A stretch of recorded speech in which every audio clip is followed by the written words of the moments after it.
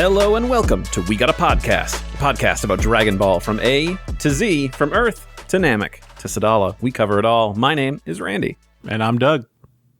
And I'm Ken. Oh, with the sexy glasses removal. Yeah, man. Ooh, still smoldering. Okay, Ken, you got to stop. I can't look at your face. We're the world's strongest under the heavens, trio de dangers here every other week to talk your ear off about fights, goofs, and everything else in the Dragon Ball cosmos. Doug, you got to tell me what's new with you. We got to do that first. Oh, man. Stuff's good. Stuff's bad. Everything's going to heck and back. But, you know, so far I'm keeping a good mentality about everything.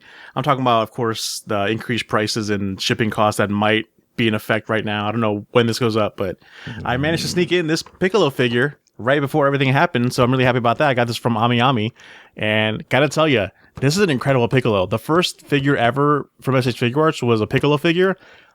We've come a long way, dog. This is crazy. The cape is actually a cloth too.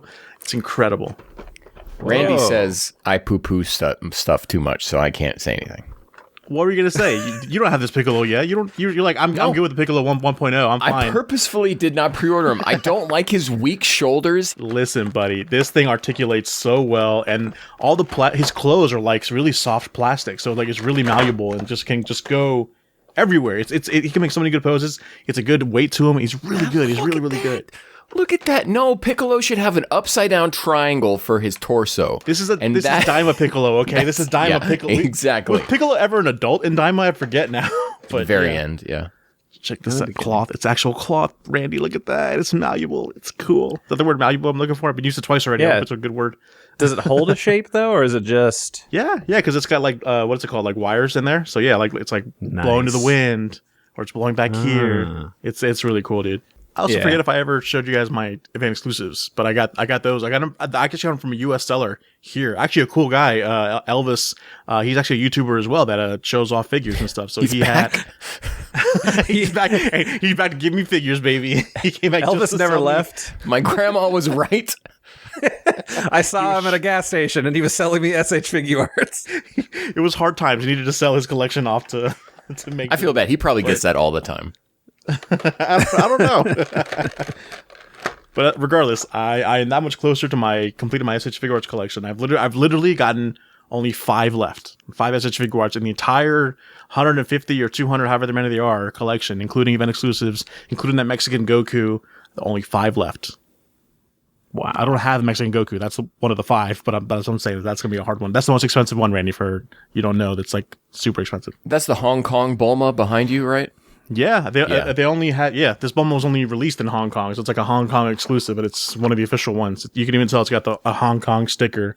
For the audio listeners, it's a sticker. I'm probably the only person Doug ever talks to who would know what that figure is. I'm like, yes, Ken's got it. Yes, Hong Kong. Just me yelling Hong Kong in a room, Hong Kong. All right, that's it. But that's me. That's you. All right, cool. Well, Ken, what's new with you? Speaking of Daima, I had a few too many the other night, and I'm like, I'm going to watch the final 3 episodes of Daima dubbed. Oh, yeah. Anyways, I've also been playing the Great Ace Attorney Chronicles. Nice. Back to the World of Phoenix Wright. Really good stuff. It takes place like 100 years before the Phoenix Wright games. People call them Ace Attorney. I've been playing these games since they came out here in the U.S. To me, this is the Phoenix Wright series. I can't call them Ace Attorney. Nice. But I've been playing the Great Ace Attorney Chronicles. Wow, this is a racist game, man. It's crazy. Really? Yeah, I'm playing it and I'm like, I'm so glad this was made by a Japanese dev team, so I don't have to feel like super icky about it. But, it's about Japanese characters who go to Britain in the early 1900s. And so there are certain sentiments being thrown around. And it's super uncomfortable because they're all left in the localization. Oh, they're just trashing on British people the whole time. That's wild. There is a little bit of, but yeah, it's awesome. It's great. This is the first Phoenix Wright game I've played on console. All the other ones I had played on either DS or 3DS. So that I never played any of the remakes as they came out. So this is the first one I'm like on the TV playing it, and it's really cool. Cool. Yeah. I've always wanted to give those a shot. Those look like interesting, fun games, but I never got into any of them. It's a lot of reading. And if you're not down for that, try the turn for me, yeah. Yeah. But they're great puzzle games that hold your hand for way too long. And then when they let go, It's like you really have to work your mind around strange logic and explain things in weird ways. That could be super frustrating, but the game has a super lenient save system, so you can save scum your way to victory if you need to. Cool. Yeah. The biggest issues I always had was like sometimes I would get like a step ahead and I'm like, oh, I caught somebody in a lie, but the game has decided, no, you didn't. There's this other thing you should catch them for first. So I'm like trying to hammer away at this one and like wrong. And I'm like, but they're lying. And contradicts this. But they're like, no, we want you to talk about this other thing. I'm like, okay, fine. You're not supposed to have figured that out yet. And that happens all the time, Doug. It's really frustrating. Like usually it's in like the last or next to last case where that starts happening. Once the game is like, okay, we're not helping you anymore. And then sometimes you're just too smart for these games. You can see where it's going. So it's like, no. Yep. Yeah. Yeah. It's tough, but they're fun. Yeah. Lots of reading though. That's good. Anything else, Ken? No, I've just been wondering what you've been doing, Randy. Oh, just the entire time you're playing Ace Attorney. You have been unusually quiet on Discord, so I was going to say, Ken did ask you, how you doing? And silence from Randy. To be fair, you guys had a whole long conversation going all week, and then I just don't tell me about these notifications. These guys are doing their own thing, and I'll catch up eventually. Okay. And then last night before bed, I checked, I'm like, oh shit, and he like tagged me, asked like, hey, you doing okay? And I'm like, I'm not going to answer this. It's midnight. We're probably both awake anyway. I didn't know. It usually just says like one online. I'm like, that's me. Okay, I don't want to deal with that. But I'm doing good because this week I'm a college boy again. So that's fun. Yeah. So I get to work 10 hours a day and then I get to go to school for 3 hours and it's a long time. You're doing it. But it's good. Yeah, it's fun.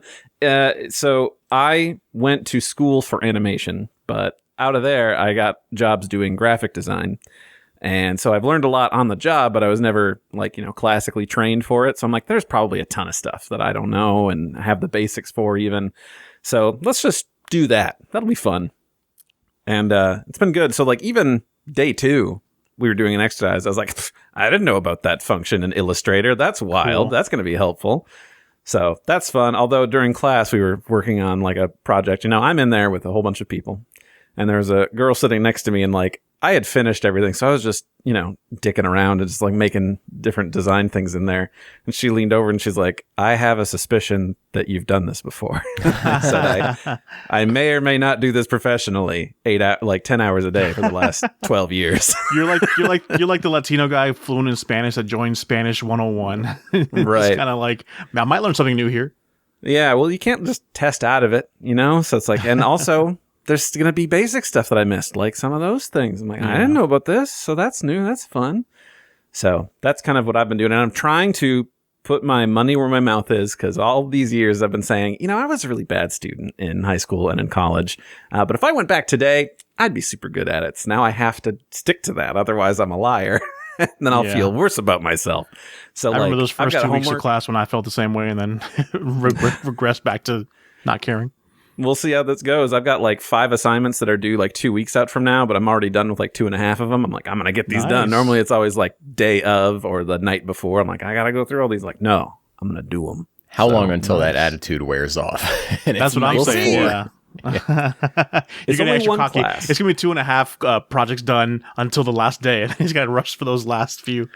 Well, then I'm going to prove you guys wrong and I'm going to do good. Do it out of spite. Boy. Yeah. We got to keep egging him on to spite us to do it. Exactly. Otherwise, still playing Yakuza Kiwami 2. I think I'm on like chapter 9. That's right. I forgot. He's got work and college, but he's still going to fit in 10 games before the next week is up. Next podcast. Exactly. You know me. Ken, what is the deal with this Majima saga thing in Kiwami 2? Should I be playing that, or is it just mini games for doing his whole like what is it, like tower defense thing? Play the Majima thing after you beat the game. It basically bridges. It's a follow-up to Yakuza 0 stuff, so it's totally separate. Gotcha. Okay. Then I'll make sure to do that. And otherwise, the battery on my Steam Deck went kind of bad, so I removed it, and now I have a new one in there. And that was a process. That took like 2 hours, just because the most of it was using a hairdryer to get adhesive to undo, and then sticking plastic stuff in there to pry it off. Work that Steam Deck to the bone to get its battery to be bonkers already. Yeah. Well, I mean, I was playing Yakuza Kiwami 2. I had a full charge, and then I played it for a little bit, and I put it into sleep mode, and then the next day I opened it up, and it's like, oh, you're good to go. You're at 77% battery. Actually, you're out of battery. We're shutting down right now. I'm like, holy crap. What? Went and checked battery health, and they're like, oh, bro, you're at like 47%, and we recommend that you replace it. And I'm like, well, I guess I'm doing that then, aren't I? So. And you have probably put that battery through its paces. You probably are like in the top 1 percentile of Steam Deck users. It's on more than it's off. Most likely, yeah. So, I mean, yeah, I use it all the time and doing a bunch of stuff in there. But this time, just to be extra careful, I turned on let's limit charging to 80% just to help with that. So that we can do that too, like the Switch does? That's cool. Yeah. Like my phone and my tablet do it, and I've done that the whole time. But I'm like, Steam Deck, like, I'm going to be buying replacements for these and like upgrading every time they put one out. I love it too much. So, like, I don't need to worry about preserving the battery. It'll last a couple of years. Wrong. I do it too hard. So I had to do that. But, it gets me tired, and then, I have to have a drink. Whoa. Oh, what's that? Oh, look at that. It's a little mug, and it's got our logo on it. Is there anything on the other side? Oh, damn. Look at that. Look at those handsome gents right there. Man, we got mugs? Well, not yet. We're working on it, though, because this is a sample from a partner we're looking at doing merchandise with. So I'm waiting on some shirts that are weirdly delayed for whatever reason. Don't know. I'm waiting for a response from their support. That's already off to a bad start. The tariffs got them. Maybe. Could be something crazy like that. Who knows? So we'll see how that goes. But it's very cool to like get something in the mail that like, has a thing on it like that. I just realized I should have wrote we got a podcast on this red Solo cup I'm drinking water out of to try to be like cool too. Like, hey, look at this. And the lesser version. Will never know the meltdown I had about how the logo is slightly off center, and so then trying to center the whole thing where it looks visually correct, and the thing that we're using is like locking you into center no matter what, and so you can't. There was some. Ken and Randy are words. So analytical. No, not analytical. What's anal about these things, and they really like. Laser focus on it, like this pixel, it's off by 1 pixel, fix it. No, it was me having a meltdown. Don't throw Randy under this bus. It was good, which is very funny because you did that. I mean, before we were like, you had said we need to change the design and like recenter this because I based it off of the GT logo and that triangle is not exactly centered. Right. So it throws off the whole thing, and Ken's like, let's do this. I need you to recenter this, and went through it all. And Ken was like, actually, yeah, put it back to the original. I don't want to use these. I'm like, all right. That's well, it was a fun exploration. Yeah. I'm not upset. It was a totally great experience. And then doing the whole merchandise thing, like we had set it up, we had made everything, and we're like, all right, cool, let's do it so we can order samples. And then we got the thing back of like, oh, actually, this is unlisted and suspended. And I had to get a hold of them, and they're like, oh yeah. So it's because you use the word DragonBall in this, which is a copyrighted term. I'm like, oh, you know what? That makes sense because I put our whole thing. We got a podcast, DragonBall from A to Z, in there. And the person came back like, hey, I'm on the policy team. I checked. I forgot about that. Everything is actually cool. Nothing in here is, going to be infringing on any copyright. So you're good to go. P.S. Who is the best in Dragon Ball Z and why is it Beerus? And I'm like, oh, all right, cool. Person I was on our like policy team. Ready to read it as like just the automated AI response, but then he threw that in there like, oh, he's actually he's a Dragon Ball fan. That's so awesome. Yeah. So we had some back and forth and ironing all that other stuff out because then I had some other like weird issues, but like, yeah, it's fine. We figured it out. So we might get mugs and shirts and maybe other stuff, right? Soon? Right. Not soon, but like in the future. Yeah, exactly. We'll be taking a look and seeing what our options are, what to do. We're going to try to make sure that price things are like super low. Like, what was it, Ken? We were looking at doing a mug and we're making like 60 cents on it or whatever. They're going to be $300 a mug. Daddy needs more SH figure arts and these San Diego Comic-Con exclusive mug. I think the sticker that we're going to put out is like 12 cents profit or something like that. We're keeping these margins super low because we all have full-time jobs. We don't need this income. It's not about the money of it. Yeah. You're not going to be paying, before shipping, you're not going to be paying $30 for We Got a Podcast shirt. After shipping in this economy, who knows? That's we don't control you that. And your God. But yeah, if it's something that you're excited for, which I think you should be, I think it's kind of cool, and I definitely would want to wear a shirt with this thing on there. I know. I'm you so mad we didn't get this ready for Otakon. I would have wore that. It's like all 3 days I would have wore that shirt. Next time. And then maybe we can talk some other people, like them find people over at Konzenshu too. Because I would wear Konzenshu shirts all the time. I'll just start throwing shirts while I'm at the con. Like, here, you get one. What the heck is this? We got a what? Doug, the shirts aren't that cheap. yeah. Maybe when you buy in bulk. I don't know. Got a bulk discount. Save 12 cents. There you go. Speaking of discount, let's talk about discount Dragon Ball. And by that, I mean the live action movies that we were doing. Because if you didn't listen last week, us three jokers sat down and we kind of workshopped what Dragon Ball Evolution 2 would be like if we got to be in charge of it and make, a sequel to that 2009 masterpiece, question mark. Some people are saying. I gotta say that discount segue was one of Randy's best segues. Duck, just let it go. It was really good. I know, I gotta point it out. It wouldn't be a segue if we didn't point it out. Exactly. That's our brand. I was thinking, I'm glad no one's pointing out this great segue. Anyway, so like I said, we're sickos for Dragon Ball. We think we could do it better. Let's all dream that we fine fellows over here. We're put in charge of this film franchise, and we already did the second one, but now we get to do the third one. We get to. It was a global success. Everyone loved it, or hated it. They loved it.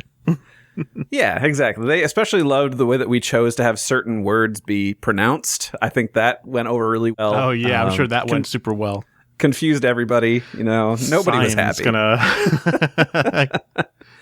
So we're gonna do movie 3 in this trilogy here, and but I think that it's a good idea to remember where are we coming in from. What was movie 2 like? And Ken wrote this amazing treatment of Dragon Ball Evolution 2, and we're gonna read it for you because it's just that good. It's long, so in the video version, here's a timestamp on the screen. You can just skip to this if you don't want it. But if you do want it, let's get into it. 5 years after the defeat of Piccolo, Goku and the others re-encounter the nefarious Namek at the 23rd World Tournament. With their greatest enemy having seemingly turned a new leaf due to amnesia, the gang rests easy after Goku and Piccolo tie in the final round. Shortly after the tournament, Goku and Chi-Chi wed, and a year later give birth to their son, Gohan. Oh, Gohan. Are we sticking with Gohan? I think it's funnier if this one's pronounced differently, but no consistency throughout all the movies. No. The family bid their friends and Paozu farewell to take care of Chi-Chi's father and Frypan, Yumeo King. And so 9 years pass in the blink of an eye. To celebrate 10 years since the end of the World Tournament, everyone, sans Piccolo, who's less of a direct ally and more of still uneasy acquaintance, gathers at Roshi's in Paozu. We're saying in Paozu, right? Yeah, not Mount Paozu. But just as their reunion begins, so too does another reunion as Goku's brother Raditz arrives from outer space. Raditz reveals that Goku's true name isn't Osaru, who was just a distant ancestor, but Kakarot of the Saiyan race. Knows how I said Kakarot. Together, they will wipe out all of humanity and return to space. Goku refuses, leading Raditz to steal Gohan and fly away. Goku, Chi-Chi, and Yamcha chase after Raditz and battle him in the nearby wastelands while Bulma stays behind with Roshi. Yamcha dies unceremoniously, leaving Goku and Chi-Chi on the ropes. Piccolo appears and intervenes, but when Raditz clocks him as the Saiyan's long-gone ruler, Piccolo's memories and feelings of before his battle with Goku begin to emerge. Surprised at the weakness of his former god, Raditz attacks. In a rough struggle, Raditz is defeated, but Goku's Sushinshu is destroyed, and Goku lay dying. Raditz reveals with his dying words that if only his two Saiyan compatriots hadn't made a stop on their way to Earth, they'd have easily destroyed everyone who stood in their way. But they won't be arriving for another 6 months. Goku suddenly vanishes. Everyone thinks he's dead, but Piccolo remarks that this must be Kami's doing.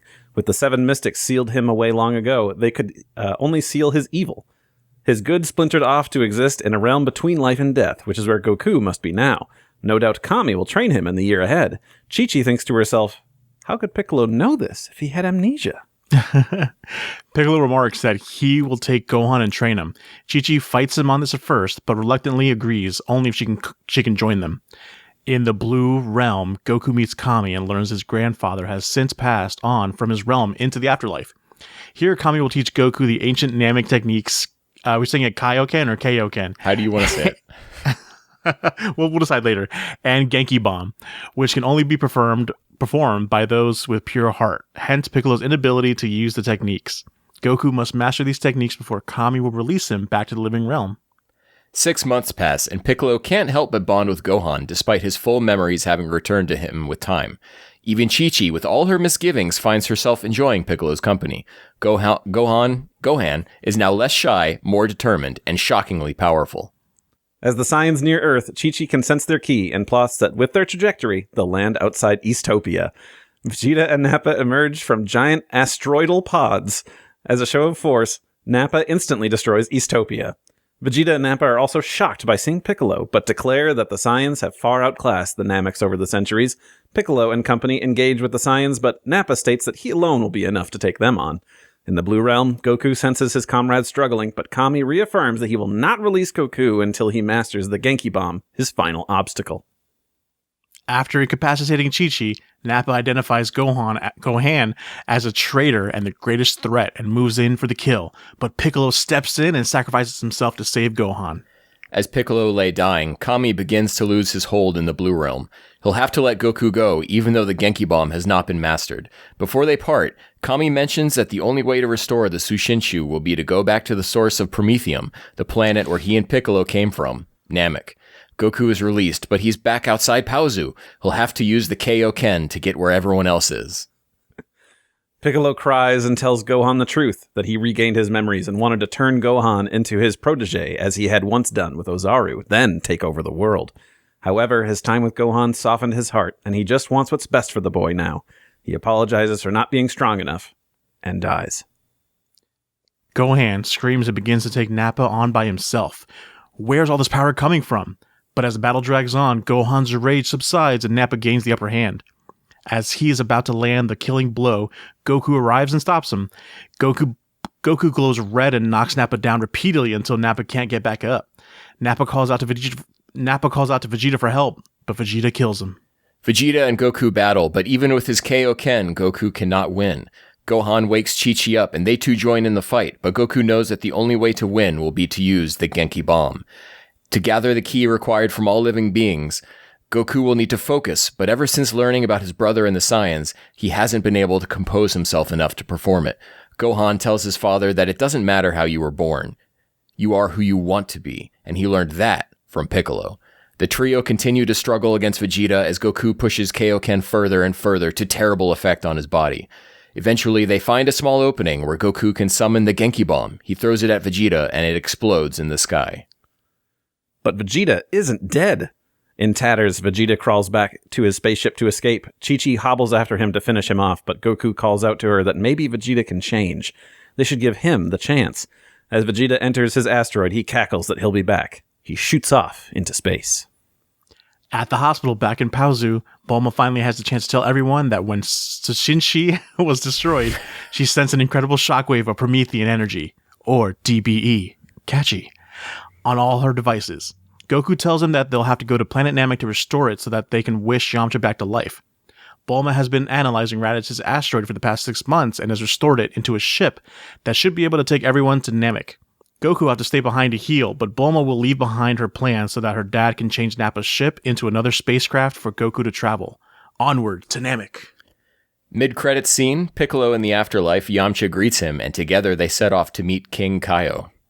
In a post-credits scene, Vegeta lands on planet Frieza number 79. Frieza arrives and analyzes the data from Vegeta's scouter and asteroid. It seems as though the Saiyans are learning new dangerous tricks. Between this and the Promethean surge detected coming from the planet Vegeta was just on, perhaps he should finally get around to investigating those wishing orbs that belong to the Nameks. Oh, man. Hell when yeah. I read this, you sent this like a day or two ago. It was incredible. And I love how you filled in the little gaps of like things that we didn't talk about that Right. need to be there. Like, Right. okay, well, where do they get the ships from so they can get to Namek? And you know, just the Genki Bomb. I read that. I almost peed myself. Every It time was I so hear Genki good. Bomb, I love it. So perfect. The Genki Bomb. It's going to ruin me for the rest of my life, or that's what I'm just going to call it here and there. So...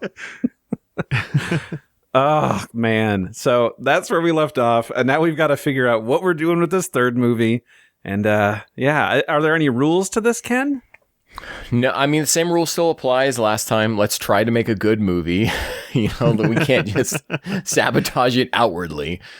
No, I don't think so. I mean, this is the final movie of the trilogy, so though this might be a commercial success and someday they may, light a green light a new series of movies, let's plan that for thematic wise, this will need to be the last one. Right. Okay. Right. Great. I like that. Cool. So last time you had put together a nice list of like characters and things that we might need to introduce or go over. Do we want to just keep that open to ourselves and to reference, or do we want to be like, hey, here's the things that we kind of really got to touch on and hopefully we can remember it? How do you want to do this?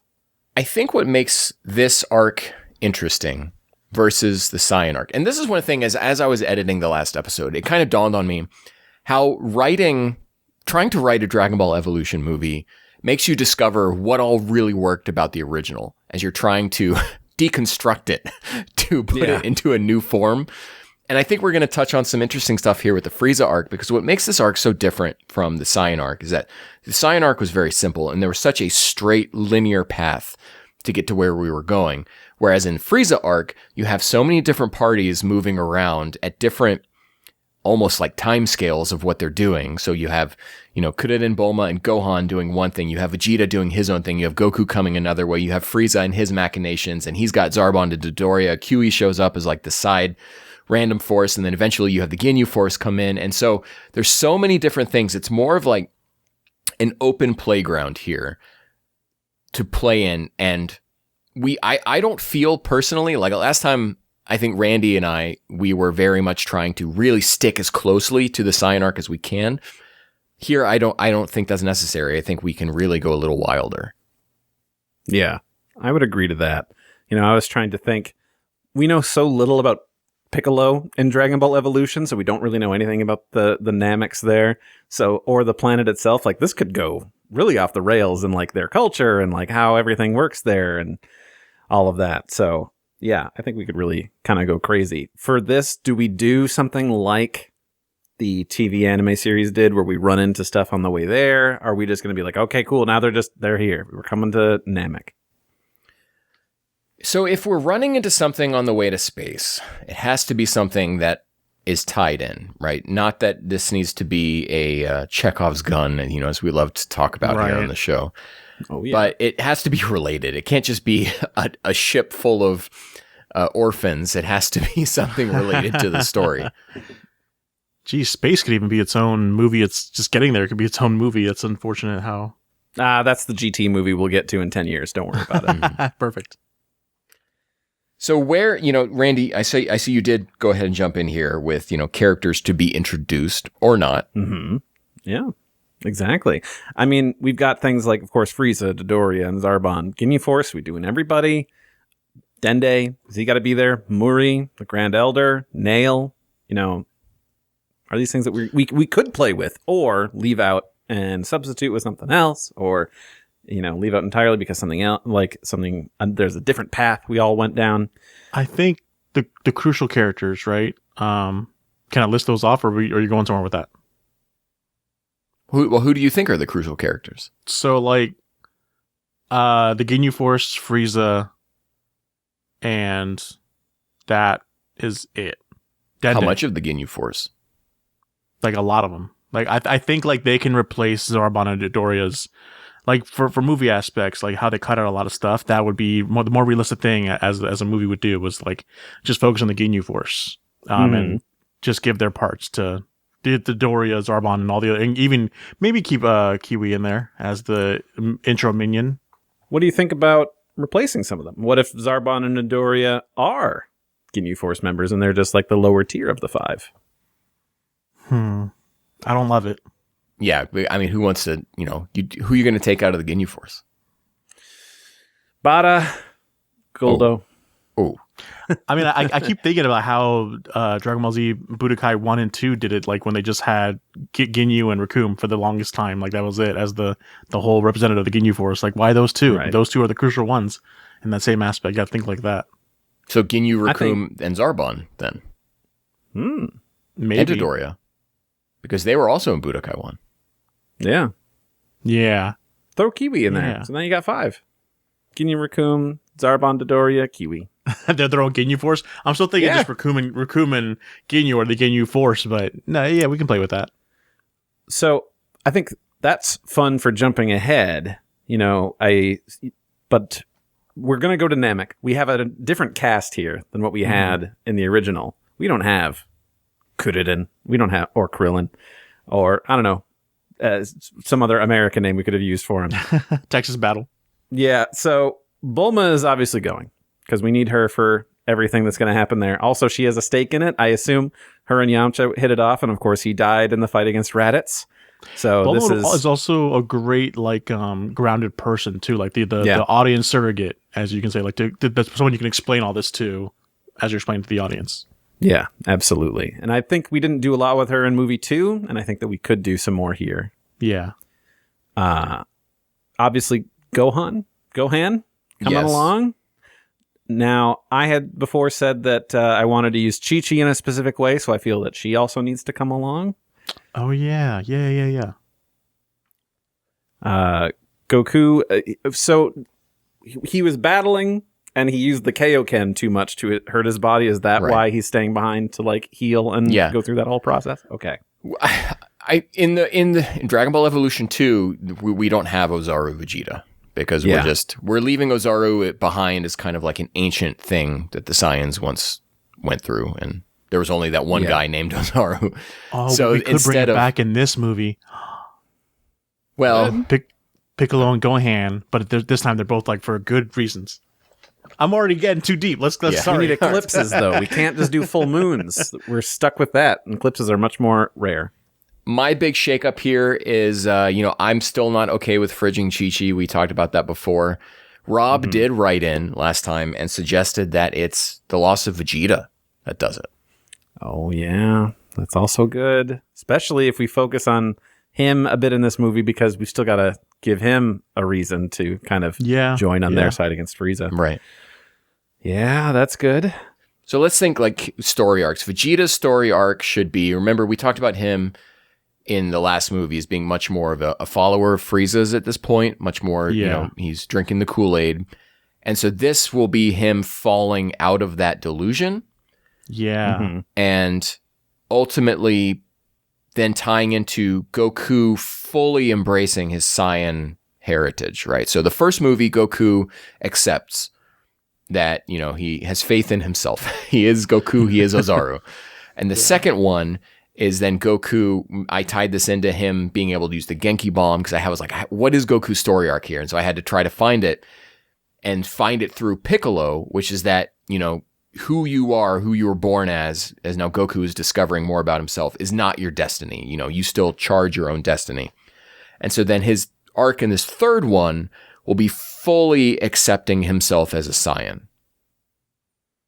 And that triggers Ultra Instinct through his... Randy, no sound effect? Victory mode, sorry. Yeah. And that will end up to... I lost where I was going. But anyways, you use Vegeta's falling out of his grace with Frieza to bolster Goku's acceptance of his heritage. Yeah. Maybe you really Vegeta, make Vegeta has some... No, just saying you make Vegeta the empathetic character in this movie. Right.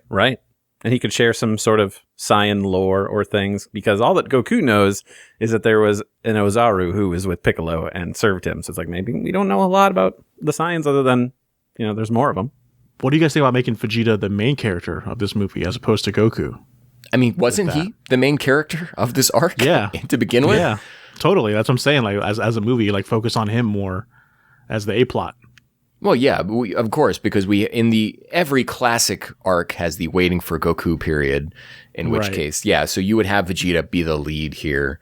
You have Vegeta, Chi-Chi, Bulma, and Gohan as your main characters. You introduce Dende. I don't think we need Nail, and I don't think we need Nail, because as I was writing the final treatment of the last movie, I was also starting to think of having Kami disappear from the Blue Realm means that when Piccolo dies, he and Kami become one again. And so we have already got a power jump for Piccolo when he comes back. Oh, yeah. Interesting. And since we have to assume this is the last one, we can start pulling from Cell and Boo if we need. Yes. Yeah, totally. Which would be so apropos for what we're doing.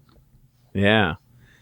Oh, because I was just trying to think, because we had said before, like, Yamcha died, so this is our reason for, Bulma coming along, and obviously, her expertise in technical things and all of that. But yeah, we still would want to bring Piccolo back, and even if we can get our Earth Dragon Balls back together, we can just split it up and just a couple of wishes. It doesn't have to be, we have to choose who we're bringing back or whatever, because there's no rules set for how death is handled and how many people you can bring back, because we only used the balls once in this movie series so far, and it was just to bring Roshi back.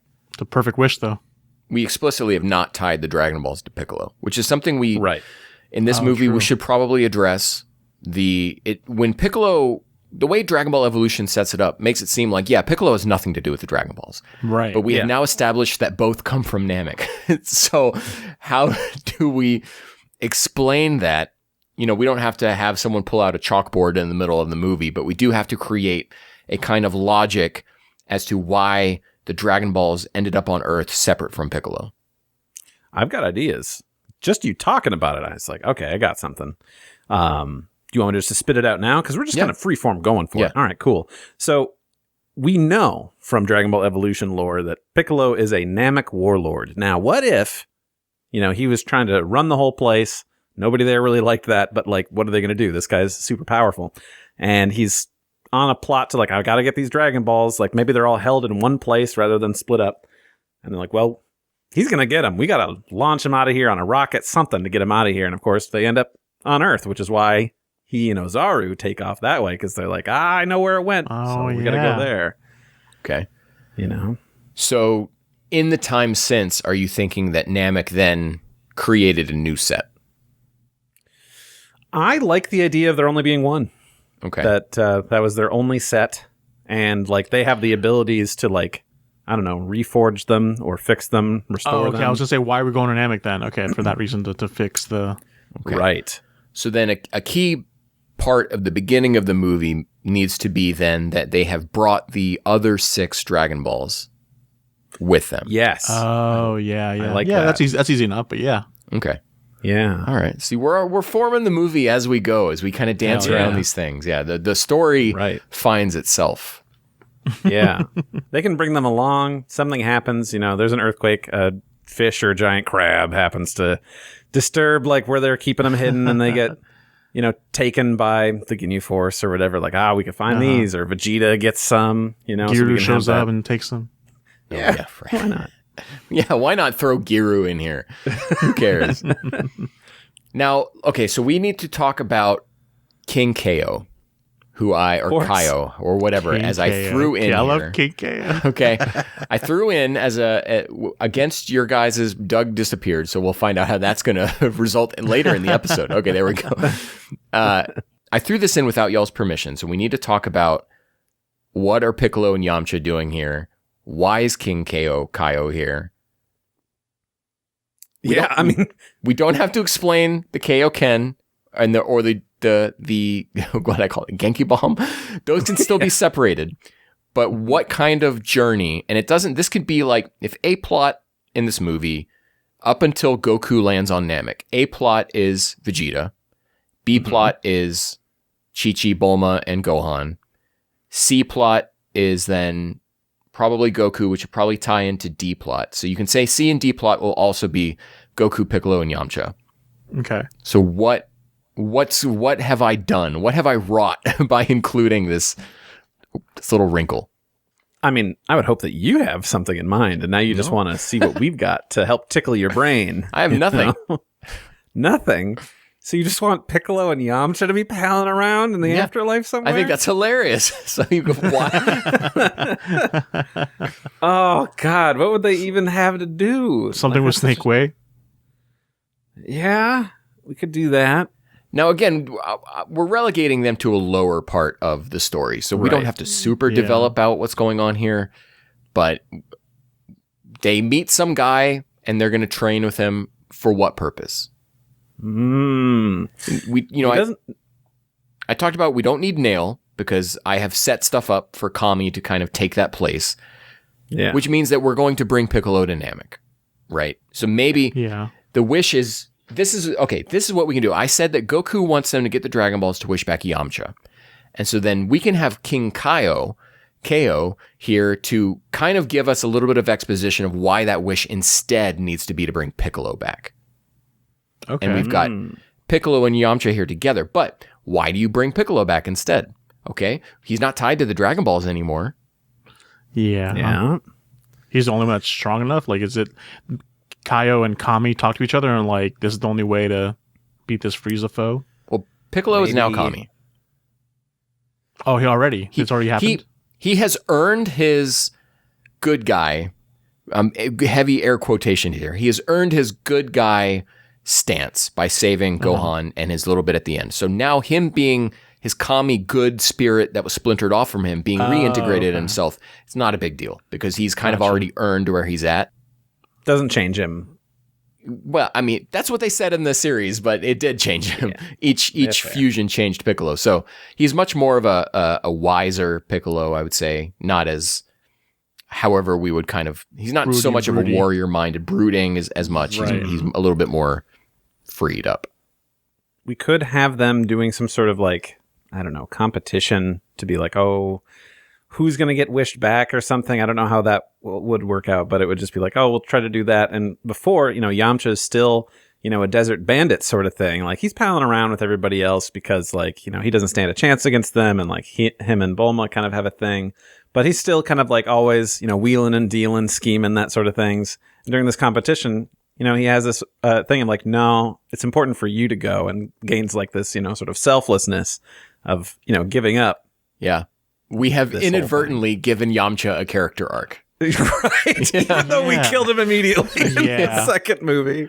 Well, you could make it that like Gohan is in danger currently, and it's like we know how much you cared about Gohan, so it's like you need to go back to save him now. Right. Do we tie KO to the Dragon Balls as sort of like, actually he is the dragon and this is the dragon realm we're in? And so they're like, oh, we got to wish this, back or whatever. And it's like, well, like who know, like, I don't know, where it's kind of ambiguous where you are onto something here. Come back. I don't want it to be, we got to get rid of the ambiguity though. Randy, you have started down a path that I am, I'm a big Dragon Realm guy. Love the Dragon Realm. We can. As soon as you say Dragon Realm, Ken's flares go off. Yes, you're onto something. I'd say let's go down this path. Is King KO Shenlong? Oh my god! I like this. I don't know how it's going to fit into the overall film, but because let's table for that. And now let's jump back to. So this is the way I like to think about stories: is you think about them very chaotically, and as you move from one idea to the other one, you learn more about the other pieces, and slowly these puzzle pieces start to fit together. As we're already finding, Yamcha, we gave a selfless kind of moment here. All right, so Vegeta lands at Planet 7, Frieza 79. Okay, we've got the little bit of the post credits. Remember, Benedict Cumberbatch is Frieza. That's who Randy genius casting. I forgot. I think people who saw the thumbnail for this episode already know because I photoshopped Benedict Cumberbatch onto some Frieza cosplayer. So we're already there. We know what's going on here. So keep that in your mind as we're talking about this. So we've got Frieza, and he decides, hey, I'm going to go to Namek. We're probably going to pick this movie up pretty soon after the end of the first one, if not almost immediately. Maybe we show like a quick montage of Bulma collecting the 6 Dragon Balls, and we can kind of have like this. That's like the one part of the movie where we get like that sense of Dragon Ball whimsy. Yeah. In a montage, movie 3, like gathering the balls to save the forest. Yeah, or the 10th anniversary movie where we have them like in those flower fields and stuff like that. Oh yeah. Yeah. Mm-hmm. So they get the Dragon Balls, but then we go back to Vegeta and Frieza, and maybe Frieza wakes Vegeta up out of this pod, and they have some sort of discussion. How much does Frieza keep Vegeta in his inner circle here? We could even have Frieza be like a telepath, just for shits and giggles, like to read Vegeta's mind. Well, and you're not that far off. He had telekinetic powers, so.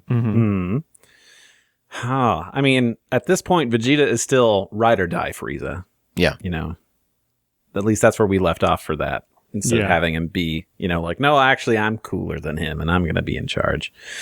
So maybe here is where we get some exposition a little bit about how after Piccolo left, right? Piccolo, yes, he was from Namek, but maybe he was on Namek, maybe planet, whatever the Saiyan planet was at that point, wasn't too far away. And so he also ruled over that planet kind of as their god. And he had Ozaru as his henchman. And maybe that's not something Namekians were supposed to do. And that's also part of like why he was, sent away or whatever. He could have been exiled for being a bad dude, exiled to the Saiyan planet, conquered that, and then came back like, guess what, guys? I'm back, and I'm taking over this place.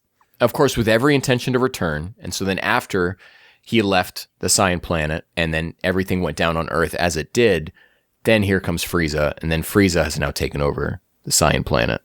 And pushed them to greater heights, because as Nappa said, the Saiyans have since outclassed the Nameks. But maybe there's a way where we can incorporate Frieza and Piccolo's lore together. Not so right now you have separately, but what if like now this kicks off the movie as Vegeta having a conflict of like, well, Frieza my whole life told me this, but now that I know that Piccolo is alive and out there and it actually exists, I'm starting to doubt Frieza's like my ride or die status for Frieza's diminishing. That starts off as like character arc of like, you know what I mean? I like that. We could use this to start planting those seeds. Yeah. I think, just off the top of my head, could be totally wrong. Frieza maybe was like trying to be, get into Piccolo's good graces back then. Piccolo says like, nah, man, you're not strong enough. I'm going to go into the Saiyan place and I'm going to get these guys.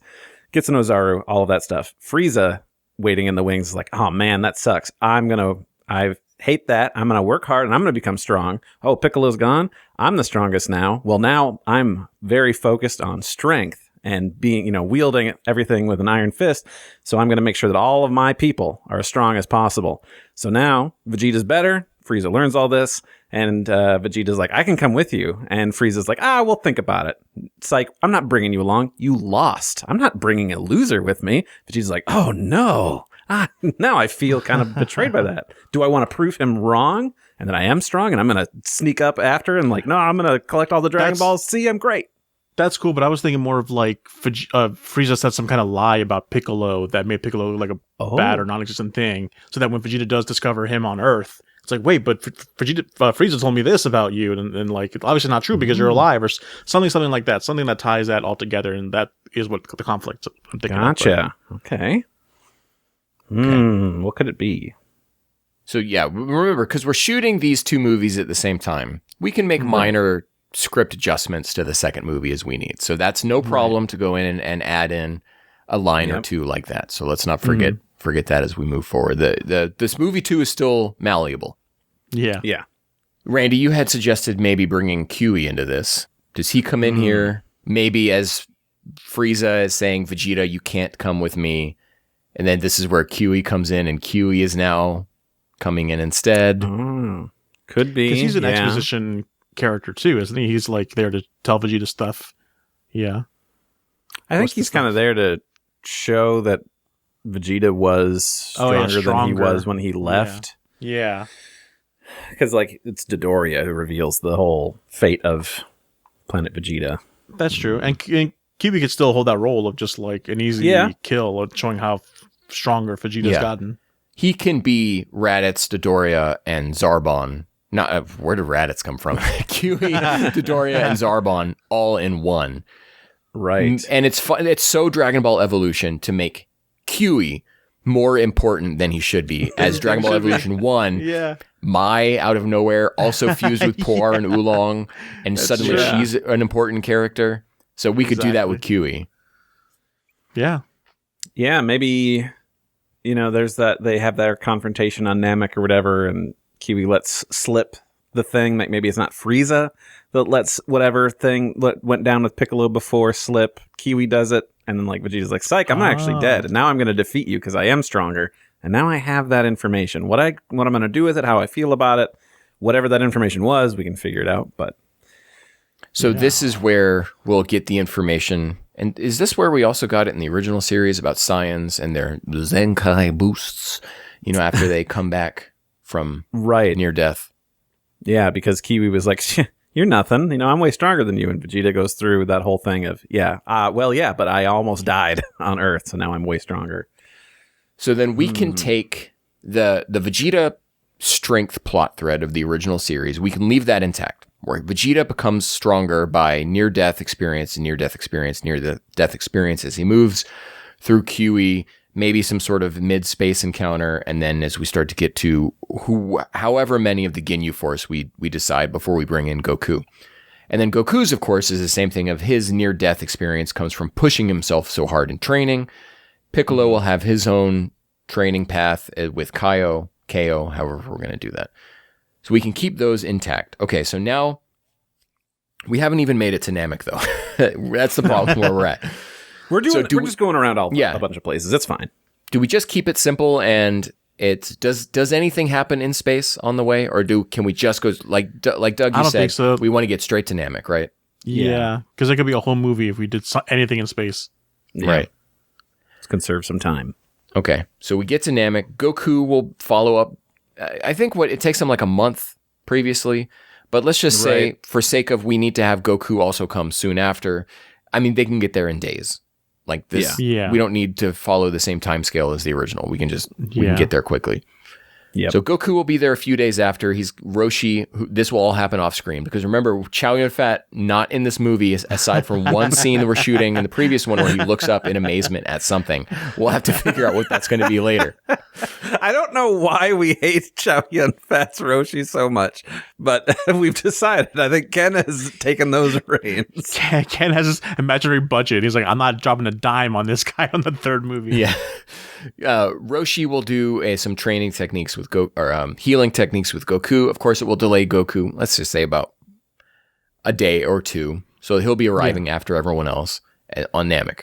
Okay, so push Goku out of the way, and we can now send Chi-Chi, Gohan, and Bulma. I don't think it's any stretch to imagine that without Kuririn there, it would be Chi-Chi going in his stead, given the circumstances. And we send them off to Namek, and then Vegeta is now, after Frieza kind of says like, no, you're not coming with me, sorry. And then he takes QE with him instead. And then Vegeta, when he's done in his healing tank or whatever, then he goes after Frieza as well. Yeah. I just realized we can see Chi-Chi and Bulma in a Saiyan outfit armor, the same that the Gohan and Krillin were given. Sure. Oh. So how about instead of them having their spacesuits, remember, Bulma's been developing this ship for the past 6 months. Just because I don't think it's that outlandish to imagine that she would just do this on her own, given her character. So she's just building the spaceship, and she has outfitted, instead of those the spacesuits that they wear, which I believe Randy was not a fan of when we did the Bulma outfit ranking episode. Randy, big hater.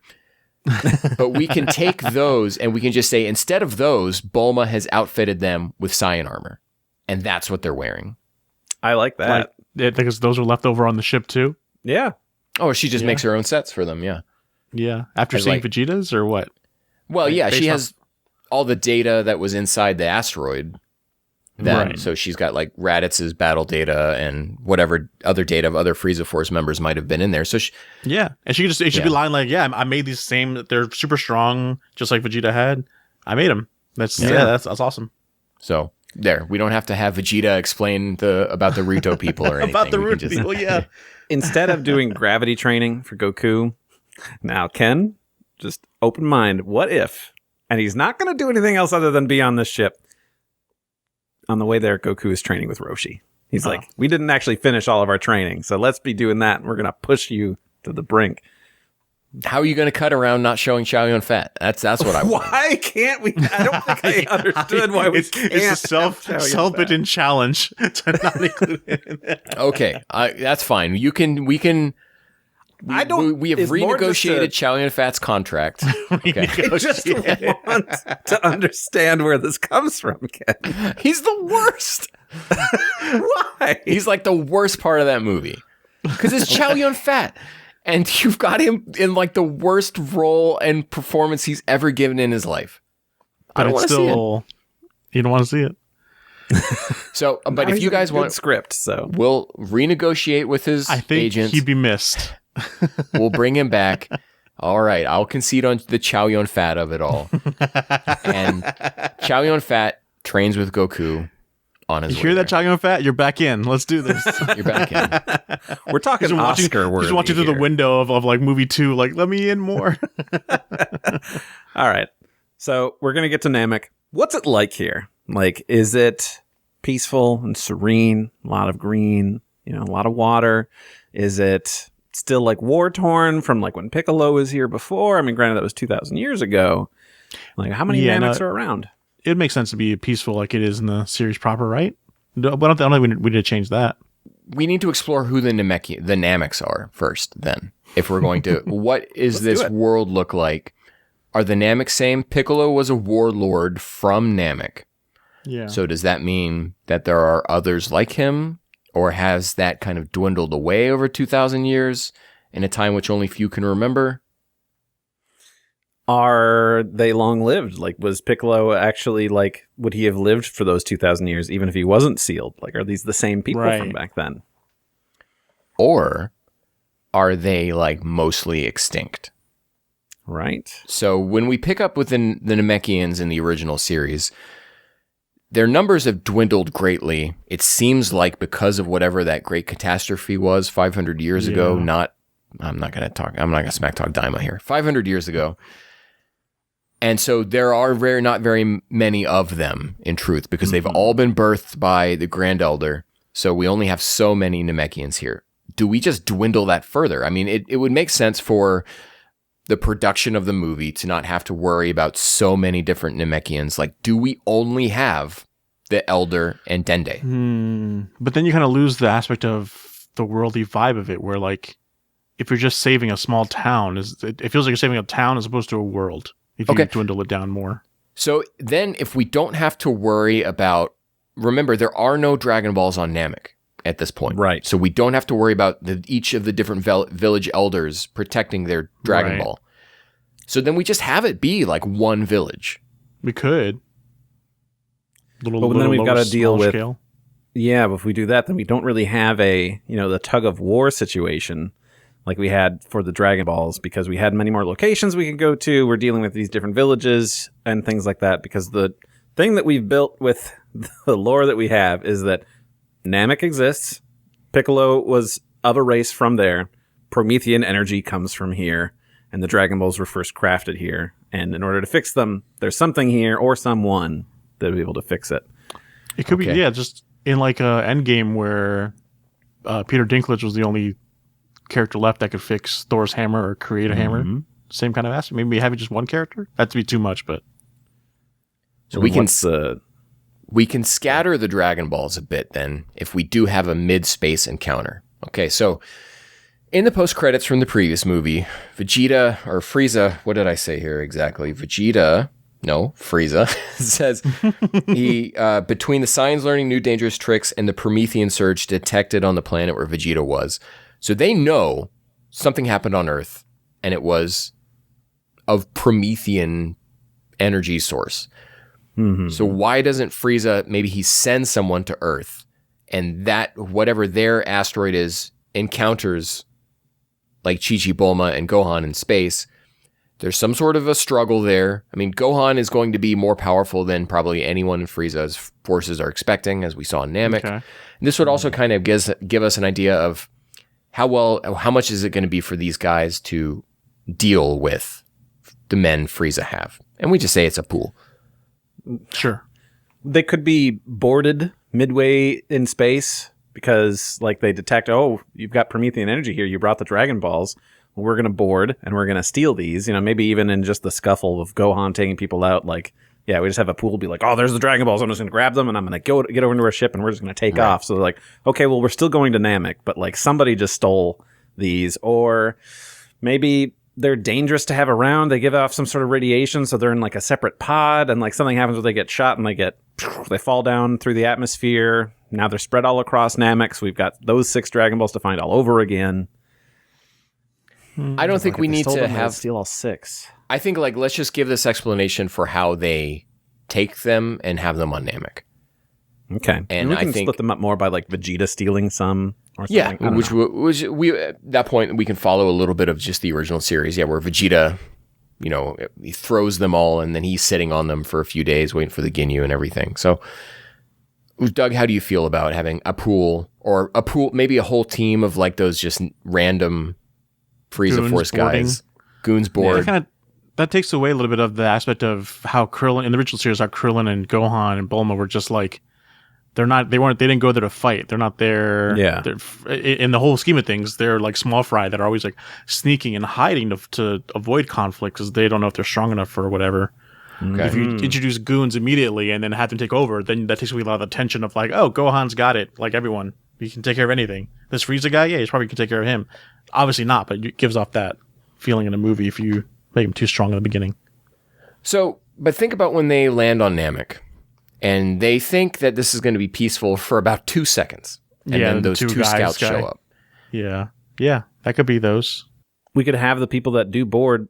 Gohan doesn't easily dispatch them. Like, yeah, he's strong, but like, turns out these Frieza goons stronger than we expected. Like, Gohan isn't crazy powerful. He's not as strong as Goku or Vegeta were, just a couple of days ago. So like, maybe they think they'll be okay. Oh, nope, psych. Actually, we are, in over our heads. Yeah, right. Because I keep thinking like you can't have like a big battle within a spaceship because you're in a spaceship. But if you ground it like Dragon Ball Evolution style, it doesn't have to be a big bombastic attack. Yeah, exactly. Yeah. So that could work. And then just one of them grabs the Dragon Balls and maybe they have damaged the ship that Bulma's in, so it's going to take her a little while to fix while the one guy. Oh yeah, that's totally a movie trope. Where they kind of like snap a wire on accident during their scuffle or whatever. And they have to repair that. Gives her a thing to do while they're on Namek. It's like, all right, well, Gohan and Chi-Chi are going to go off and do this. Bulma, you got to get the ship fixed because we need to get a getaway vehicle once we get all this fixed. Yeah.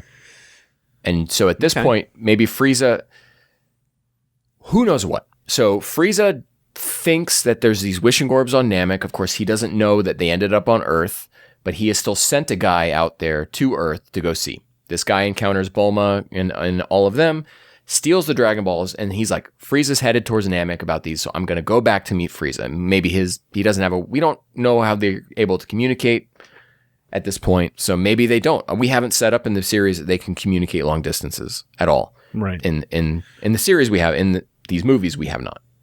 Right. So you want to do it where somebody shows up to Earth first, rather than they board them. He boards them in space. We still do it there, and then okay. He goes. You sent in that direction. Yeah, he's coming from planet Frieza 79, encounters them in space, and then he heads off back towards Namek. Because he knows that's where Frieza's going to be, because Frieza thinks the Dragon Balls are there, but then he's like, oh, how great will it be if I show up with these Dragon Balls that he thinks are on this other planet? Of course. He actually places them on the ground on Namek and like, look, Frieza, you were right. They are here on Namek. Like, appease Frieza. Now, does he have all 7, including damaged Sushinshu, or does Goku still have that? He should have all 7, right? They would have just taken them all together. If you had one team going ahead before Goku, why would you have left the one that needs to be fixed with the guy who can't go first? Yeah. Or do they know how many there's supposed to be? They could be like, well, they only brought the 6. Like, was Sushinshu shattered and is now nothing, and they're just going to make a new one to replace it, or are they going to fix the broken one? I think it's moot, because they wouldn't store the broken Dragon Ball with the other 6. Maybe they keep that one separately. Oh. And so when the guy steals the bag, remember Bulma had no idea how many there were originally. Only Goku knew that information.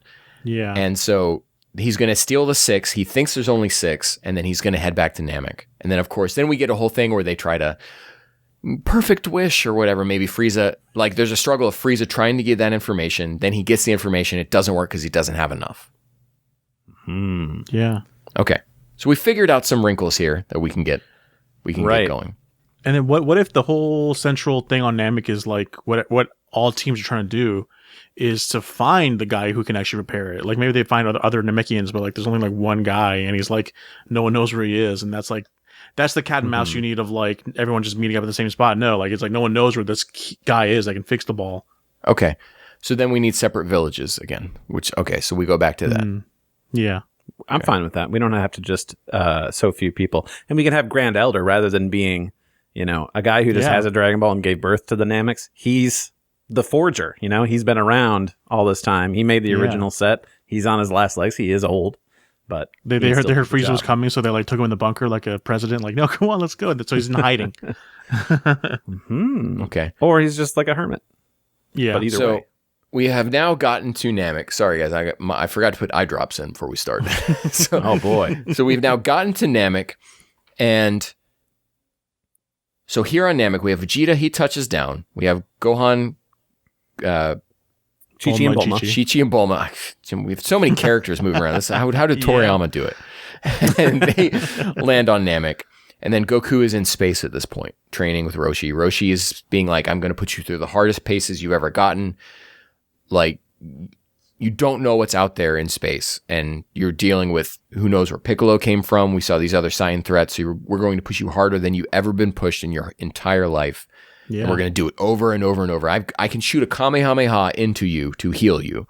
So we're going to push you till your heart stops. And then I'm going to Kamehameha into you. And so that's how Goku he doesn't have Sensu. So this is how he's going to do his loop. Right. Okay, yeah. I like that. So Frieza is going around. He's trying to find, at this point, maybe he doesn't know. Well, by this point, his henchman, let's just call him Apul would have landed with the Dragon Balls. And so now Frieza is being like, hey, I've got these Dragon Balls. How do I use them? And so that's why he's going to these different villages, right? Yeah. Trying to find the guy who can do this. Maybe Frieza's objective is to find this guy to have him make that 7th missing Dragon Ball. Maybe we learned this information from the first village. It's just like, oh, there's 7 of them. Okay, cool. So he wants him to make him this one. And then later we find out, that actually, even if he finds this guy, it's like, all right, well, make me the 7th one. Like, I can't just make it. I have to fix the broken one, and you don't have a broken one. It's like, oh, dang it, I got to turn around and I got to go get these guys. Like, just thinking of like that confrontation with Nail, where Nail's like, you know what, though? Like, oh, man, that's totally screwed me up. Yeah, they get to the Grand Elder, and the Grand Elder's like, matter cannot be created or destroyed. It's like, you must provide me the broken ball. Yeah, that works. Okay. Which Frieza wouldn't have at this point. And then Frieza gets mad. And so he sends, maybe word's gotten around that Vegeta has landed on this planet. And Frieza is like, Kui, go deal with him. And then this is where Vegeta's like, you talked a lot of smack when I was in a healing chamber, dude. Yeah. And then this is where he kills Kui, right? Okay, so we've killed Kui. Is Kui going to be like the character that reveals secrets like Dodoria or Zarbon was? Yeah. Or no, Dodoria was the one that said about Planet Vegeta. Yeah. Dodoria explained about Planet Vegeta, and Zarbon gave hint that there are transformations. Transformations. Now, that's not a big deal. The transformation thing, no. What if the reason why Vegeta's having conflict is because, like, Frieza told all the Saiyans that Piccolo destroyed their home planet, but then when Vegeta goes to Earth to fight Goku, he discovers like, oh wait, Piccolo's been sealed here on Earth during the same time that Frieza told me he destroyed our planet, so it couldn't have been Piccolo, and that's the conflict that the doubting of Frieza begins. Yes, yeah, that's good. Yeah, you've been sealed. There's some dialogue where they say like, Piccolo, you disappeared 2,000 years ago, and then Piccolo's like, well, I was sealed away or something. Yeah. And then he's like, that doesn't hold on. So Vegeta's already starting to have misgivings. Yeah. Yeah, and he's already, and like every time Vegeta goes to villages and talks to like the Namekian people there, they what's the word? They confirm that story. Like, yeah, Piccolo's been gone this long. He hasn't been. Yeah. What if, they viewed Piccolo as, their god sort of thing that we had talked about. What if Frieza kind of wanted to step in and take this role? He didn't like that Piccolo was in charge. Frieza goes to Earth, teaches these 7 mystics the Mafuba. Like, you got to get this guy out of my business, because now I want to be in charge. Dude, Earth is in Frieza's district this whole time. That'd be crazy. And so now it's like, oh, actually, you guys all loved your like, destructive god Piccolo. Well, guess what? Frieza's the one that, sealed him away for 2,000 years. And that's why you guys lost your way. And now you're, following him instead. I don't know. Yeah, something that's like Frieza's fault as opposed to Piccolo's fault, or like, why he's gone. Yeah. Reason to no longer trust Frieza. I don't know how I feel about Frieza teaching the Mystics that, Right. but I agree, or I'm into the idea of Frieza knowing maybe that the Mystics on this one, outer rim planet were capable of this type of thing. Maybe provides them with some sort of vessel container that is strong enough to hold Piccolo. He's like, I don't know how to get him in there. It's like, well, we got this technique called the Mafuba. Like, okay, cool. Take this rice cooker from space in the future. Or 2,000 years ago, whatever. Yeah, they would ruin the whole aspect of like the joke in Dragon Ball is that it's just an average rice cooker. And we don't know what it is. Dragon Ball Like, Evolution, they of course think it's something special. Yeah. Could be something special. So I think from here, we're set up pretty well. We're still aligned to the original movies, or to the original series, where we can now kind of have this moment where Frieza finds out that Kiwi's dead. Yeah. And he's like, get me Ginyu. Give me the Ginyus. Yeah. Yes. That's what we're here to see, baby. Maybe we don't need all 5. Maybe we maybe can just combine. 2. Why? I don't know why you guys are not, because they're a unit, right? We're not like doing 500 stories because of them. It's just like a unit of 5. Yeah, but so when Randy was over here hating on Buddha and Gerd, Yeah. I think you can probably combine Buddha and Jeese to the same character. But why? Let's just say, okay, what do we want to call these characters' names? So we got Ginyu, of course. Right. Jeese. And then Rikum. Rikum. No, let's translate these them- names and We make call them them stupid. Fasha, Tora, and Yeah. Dumbo. Why did they do that? That's for another episode. What I'm envisioning for the Ginyus is just what they were trying to do in Daima with the Ginyu lookalike squad, where like I want to see them like go into like stores or whatever, just like pound around and just like those wacky little adventures, but with the Ginyu Force. We've only got 90 to 120 minutes here. Can't just be. Yeah. Right. That's why you Stuff in sprinkle a them phone. as a separate like plot. They're not just like this enemy coming up. They're like another D plot. Is that too many plots we're probably throwing An around? F at this point because we've An F got, plot. Gohan, Chi-Chi, and Bulma. We've got Frieza. We've got Vegeta. We've got Goku and Roshi. We've still got to cut back sometimes to Piccolo and Yamcha. Yeah. So That's maybe true. Piccolo and Yamcha, we can now at this point, I think, relegate pretty much to the original series again, where yes, they are with this mystic underworld afterlife person Overworld. who I guess at this point doesn't really matter who they are. At this point, honestly, as we get further in, King KO has to be Shenlong. Because otherwise, why do we have him I in love here? that wild turn. Yeah, we should do that. And so then we can have a great moment where, like, I'm thinking way ahead, where when Piccolo gets wished back, maybe like King KO transforms and then disappears because he's now been summoned to the real world. Yeah. Something. Anyways, Okay, so, I think he has to be Shenlong at this point. Yeah. One last thing about the Ginyu and the numbers of why we're cutting them down. How many good guys are gonna end up being like? It could be like the final battle. Like everyone has someone to fight. There's Chi-Chi, Gohan, Piccolo. Or we're not bringing back. Are we bringing back Yamcha? Yeah. Why not Yamcha and Tenshinhan? Well, we There's never had five right there. Shenlong. Oh, he wasn't in there. Well, No, we need a fifth then. Yamcha and then because Goku's gonna fight Frieza. That's the sixth. Yeah. But who'll be the fifth fighting the fifth Ginyu? Maybe Bulma and Gold because they're the weakest or whatever. They can find like technology versus science. Or They're having a little psychic. gun battle. There's Yeah. Dodging Something behind like that, rocks and something shooting like at each that. other. Yeah. No, I like what Doug was saying about like Bulma has to outthink Gerd's ability. A hacker. Yeah.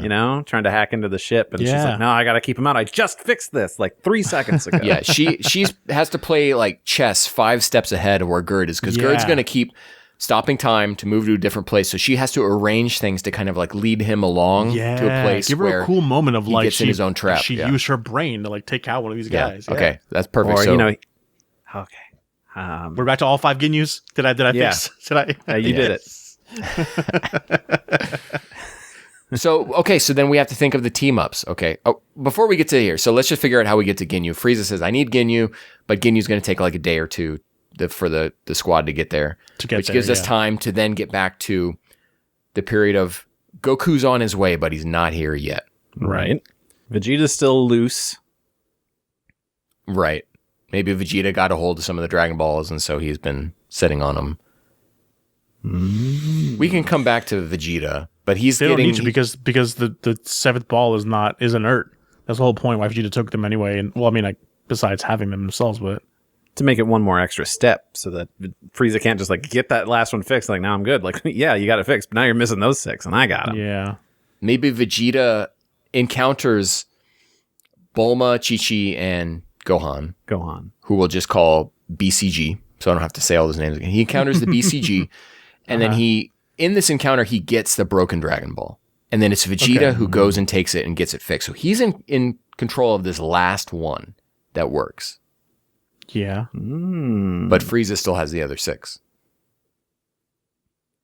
And he is now definitely not on Frieza's side. Yeah. Right. Frieza could even just be like, all right, well, I've got these last 6, and the only people I can trust with them are me and the Ginyu squad. So now each one of them has a Dragon Ball. They could like tie it around their waist perfect or like, numbers. put it in a bag or something. Yeah, exactly. You got to defeat all of us. The story finds itself, you guys. Yeah.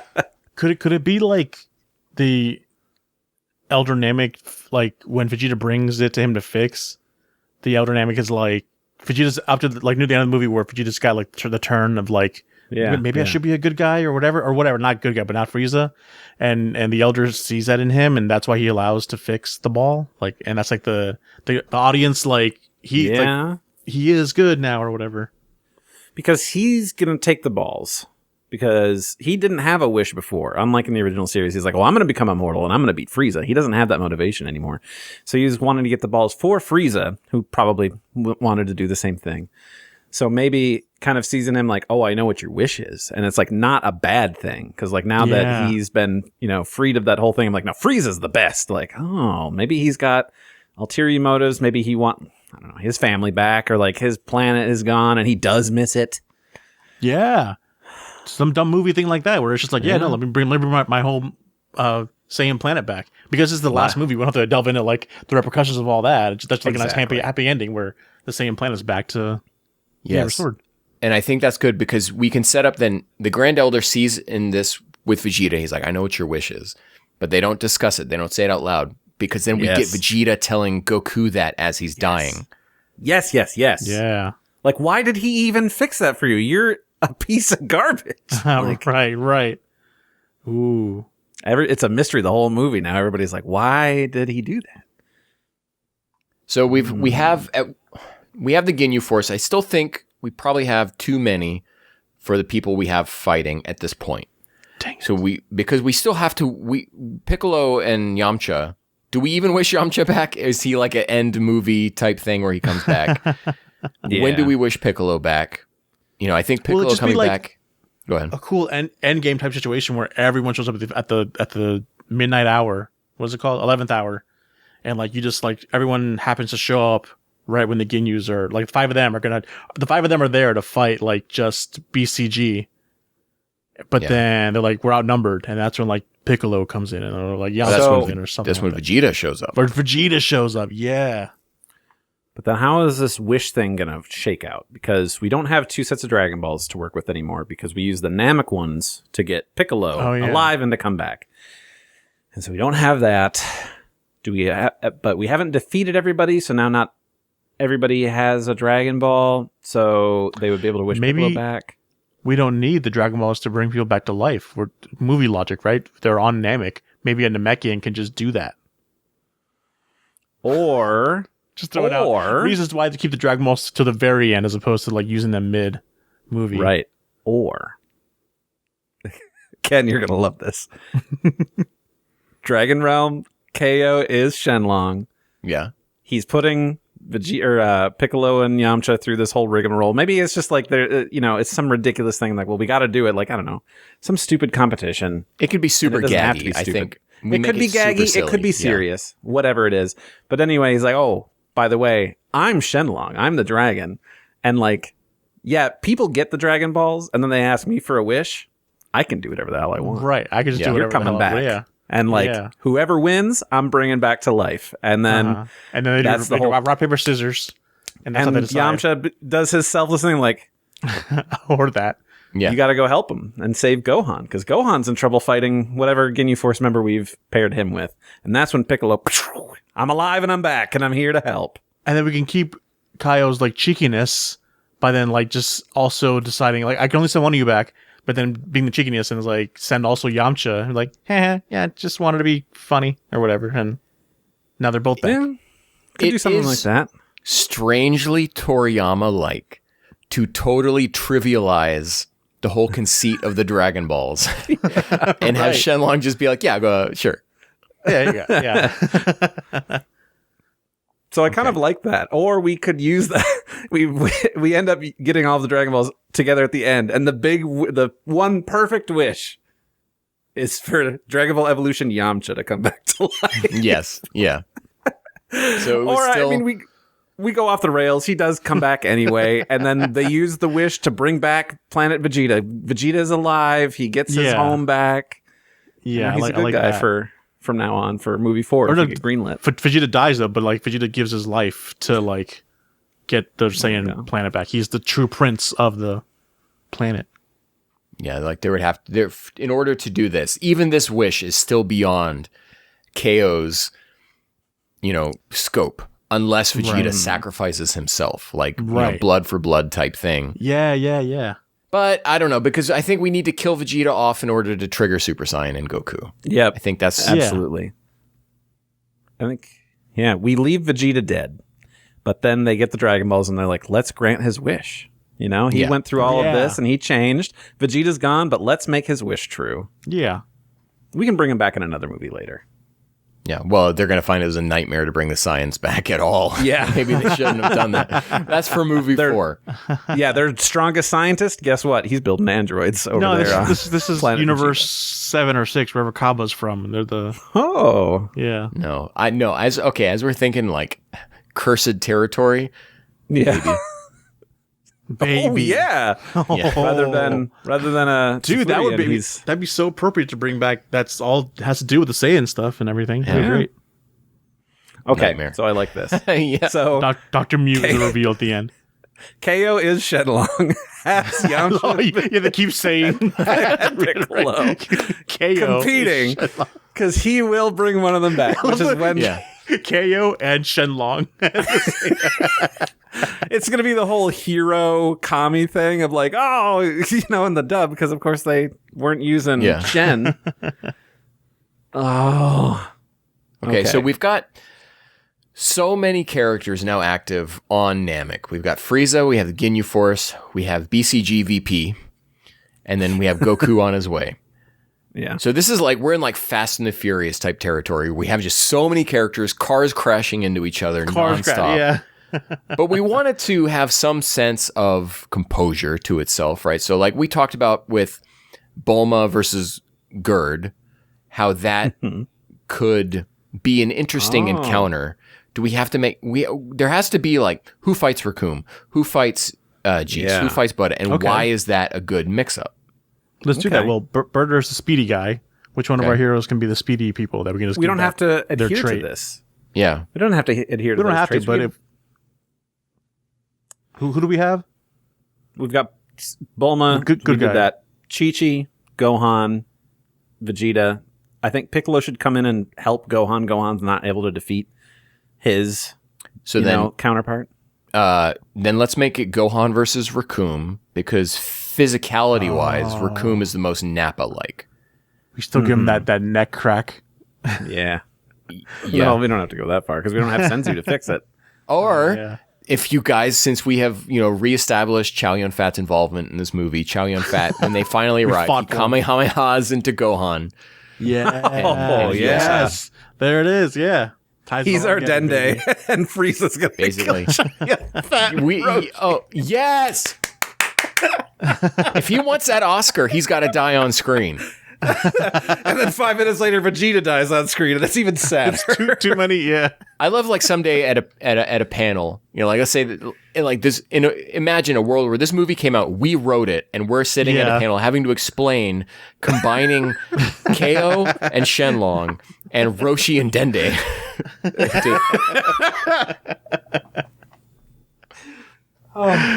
Well, it was a hard day at the podcast headquarters and Working in the evolution mines. Yeah. All right. So we got Bulma and Gohan and Raccoon and Goldo out of the way. So that means Buddha, Jeese, Ginyu. So who's fighting whom here? Chi-Chi. Jason Chi-Chi. Chi-Chi and Ginyu, I think. Because then you can do some fun body swap stuff when Goku shows up. Oh, I forgot about that. Yes. Like the shape-shifting again, like in the first movie. It rhymes like poetry. Yeah. And I think, here's the thing, just think ahead to movie 4. If movie 4 ever comes out, that's when we address that was actually at the end of the movie 1 post-credits. And then somehow that's important for movie 4. Because we're not going to address it here. And we're not making that canon. Maya's returned. Yeah. Yeah, that's the kickoff to that movie. Okay. All right. So, I mean, like I said, we could have the same number of Ginyu Force. They could have the same name. Their shtick could be more matched to our hero counterpart. Yes. Right. But I think we've done a good job already. We have. Tying them together. So, Jeese, he doesn't really have anything special outside of being Australian in the dub. Long hair. He and Vegeta always had sort of a thing. Okay. So we could have them paired off. Yeah. All right. And then what's Buddha doing? Because who do we have left? Is it Piccolo around at this time yet or no? So we're going to have... He's going to come in and save him from Raccoon. Yeah, so we're going to... Okay, so then let's do that. Okay, so it's going to be structured like the original series where the Ginyu Force declares that this is going to be like 1v1 battles. And then... So it's Bulma versus Gerd. Bulma wins. Mm-hmm. And then we can go from that to... Then let's go to do Gohan versus Raccoon.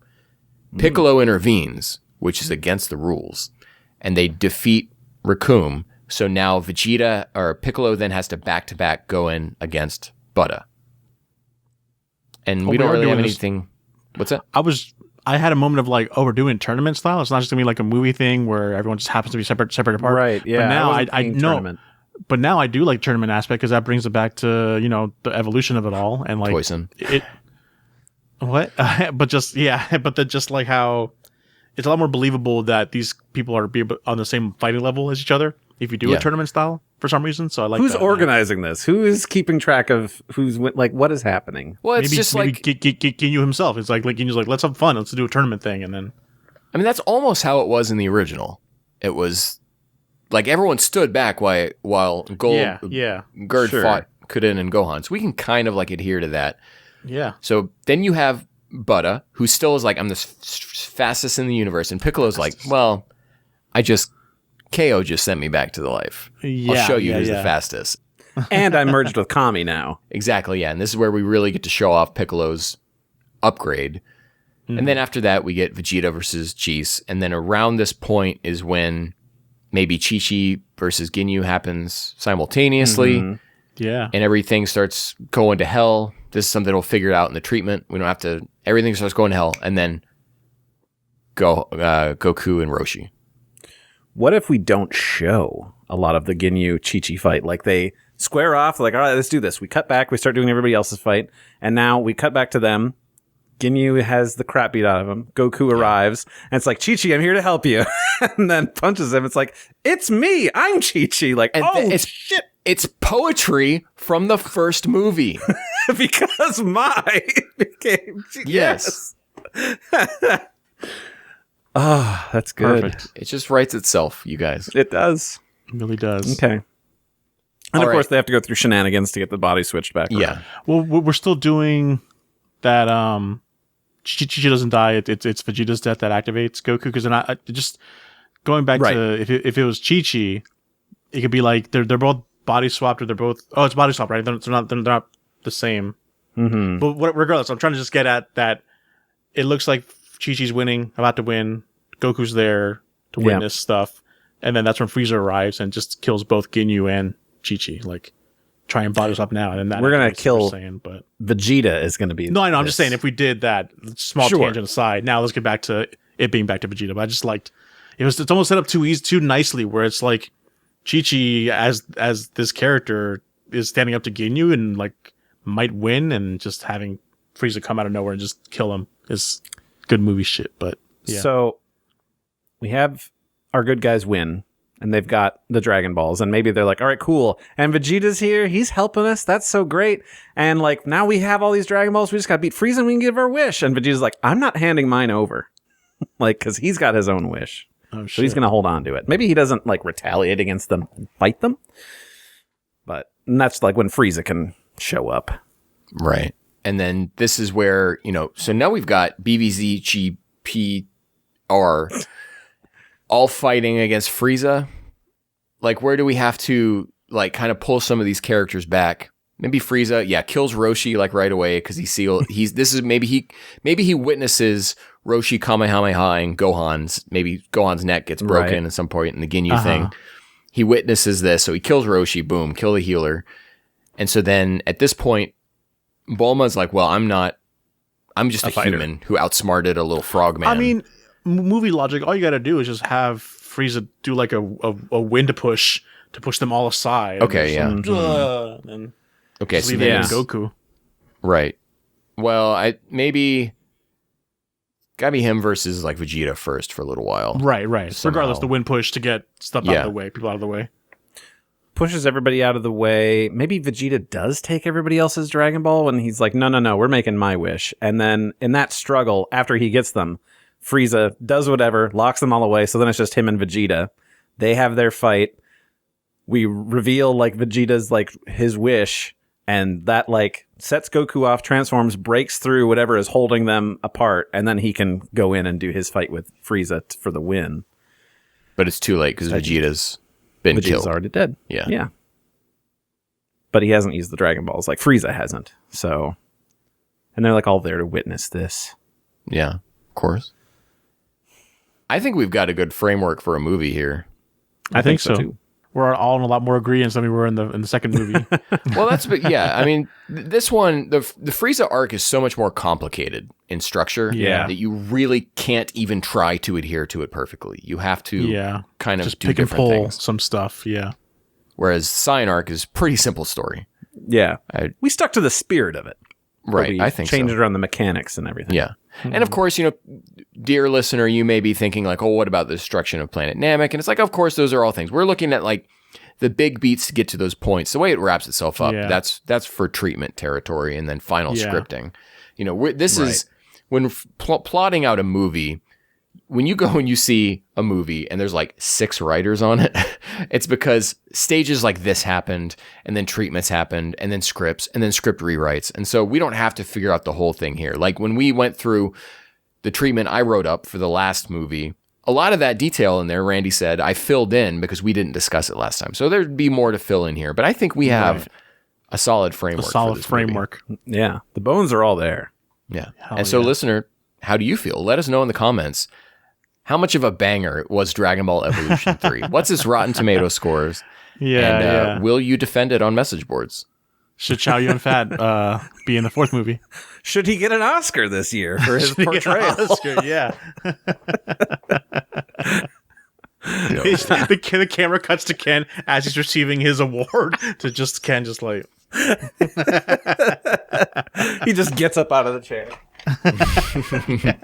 Just leaves the entire award ceremony in fury and protest. Because we get invited. Right, I forgot. Yeah, because we were writers of the movie. We also we got the Oscar for best screenplay. I don't know why you think we're not there. Yeah, all 17 of us who worked at different stages of the movie are up there. As we're all seated in a big group of all the cast and writers, and as Chow Yun-Fat's like getting handshakes from everyone, Ken goes in for the handshake with Chow Yun-Fat and then just does one of these, his head over his hand. Psych. You are too slow.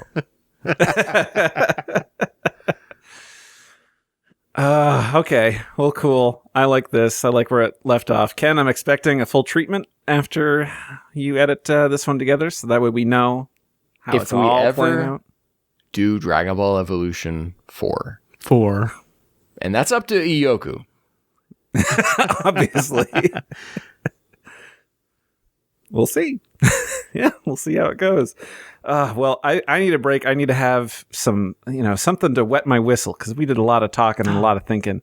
In that mug? In the one with our faces. Yeah, exactly. Good plug, Doug. All right, anyway, we're going to take a He quick pointed break. it out. We had to point out every time. Anyway, we're going to take a quick break here, and then we're going to hear what you guys had to say about some other Dragon Ball movie stuff. So stick around. We'll be right back.